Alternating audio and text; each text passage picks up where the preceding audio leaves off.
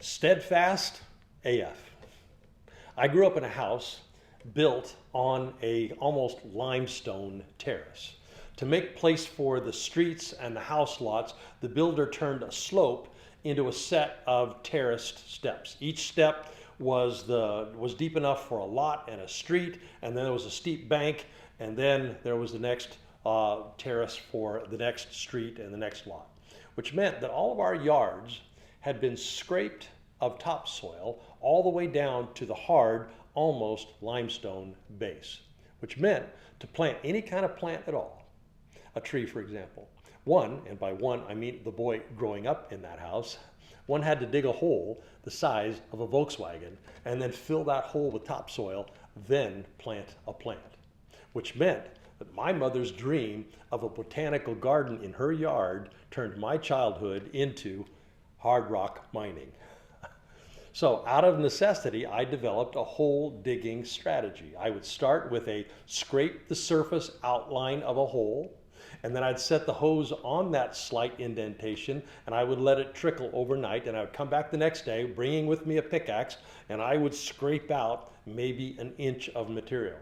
And then I would set the hose again and come back the next day and repeat and repeat and repeat. Now the first time, I could bang out maybe an inch of the hole.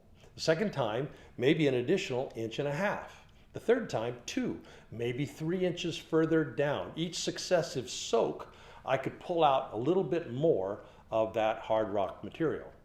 Maybe it was the residual moisture from the last soak. I don't know what it was, but whatever it was, each pass, it became a little bit easier. Each pass, I could pull out a little bit more than the time before. So after 10 days, yeah, a hole. Well, I tell you that seared into muscle memory story because through the years, in many contexts, it has come back to me as a metaphor for so many dimensions of life. And one of those contexts is leading spiritual communities through deconstruction and reconstruction. Leading our communities through what Plato calls the turning, the kicking and screaming process, leaving the cave of illusion, entering into the light. Now we saw in the last episode, going through the turning, again, his word, periagoge, it's not a linear process. It's not one and done. It's much more a journey of fits and starts. That makes it slow. That makes it drawn out. That makes it incremental. We think we've made real progress, only to come back the next day, right back at it, picking away at the hard rock, feeling like it's day one all over again.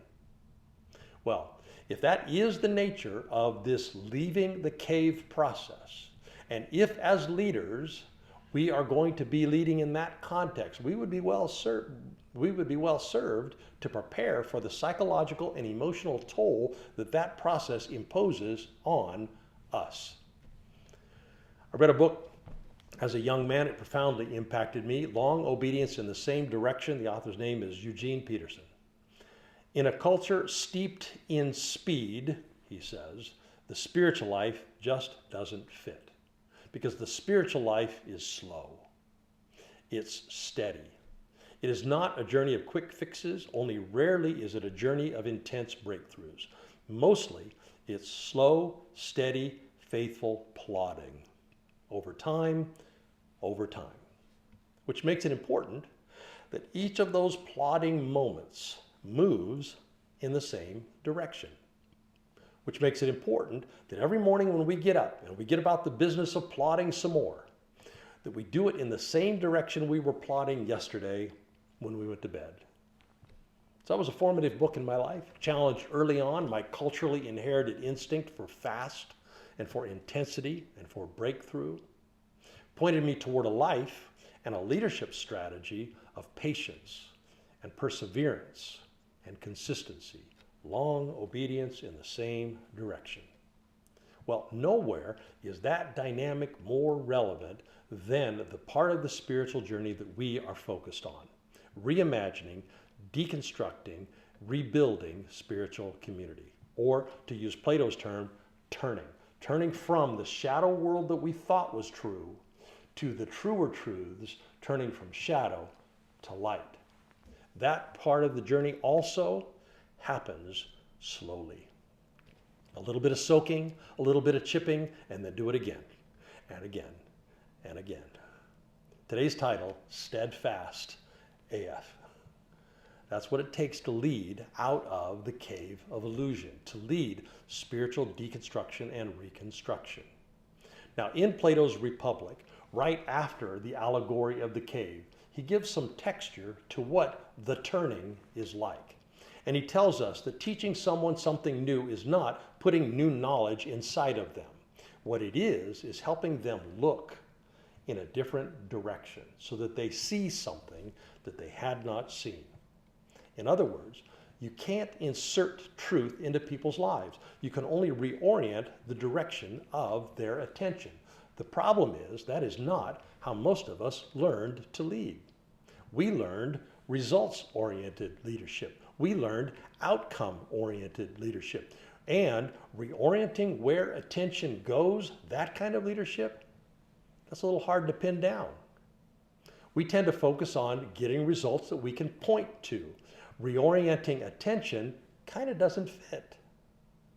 Even when we do direct focus to something new, people don't see until they see. And there's nothing we can do to hurry that process along. Perception changes slowly. It is quite possible to be succeeding in what Plato says is our job, refocusing where people look, and not see any visible change for a long time. And if our definition of success is seeing visible results, that is going to be a challenge. An anxious feelings kind of challenge, a doubt ourselves kind of challenge, a worn out, want to give up kind of challenge, a, oh, forget it, I'm just going to grab this bull by the horns kind of challenge. Yeah, this I know from personal experience.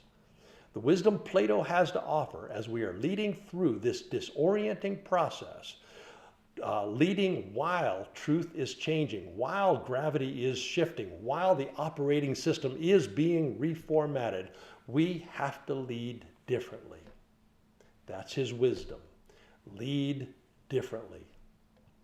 Control feels like real leadership. Consequently, reorienting people's attention to the true and the good and the beautiful, that is very, very different. Leading as a steady presence more than pressure, or acting without pushing, or modeling more than managing, or building trust through shared experience, that is different. And the kind of different it is demands of us as leaders patience and steadfastness. Patience and steadfastness. Long obedience in the same direction. Faithfulness when you don't see progress. Hope when you don't see breakthrough. Planting seeds when you don't see the harvest. It's different. It's a different kind of interior posture required of us. It's a slow and steady is the deal kind of interior posture. A shift from outcome focus to fidelity to the process focus.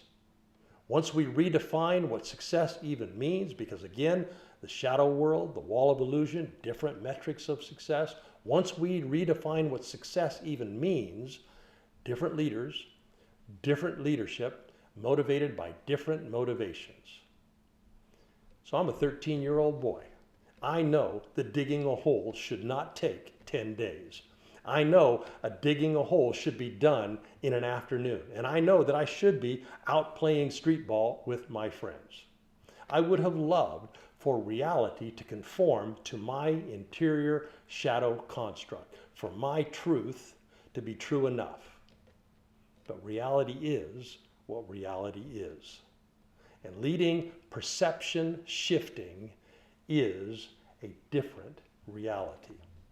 And it takes patience, steadfastness, calm presence, contemplative practices, repetitive personal habits. And it takes an interior framework that is not about quick outcomes, but is about staying oriented when results are slow. So thank you, Plato, reorienting for us what leadership is and how we can do it well.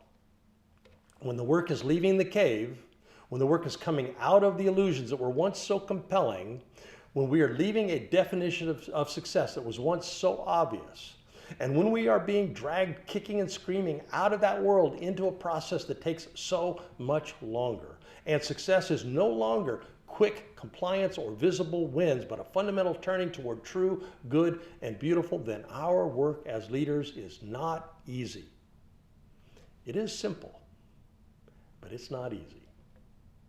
Keep showing up. Keep learning ourselves to see differently. Keep inviting others to see differently with us. And do so steadfast AF. Well, that's it. That's the series.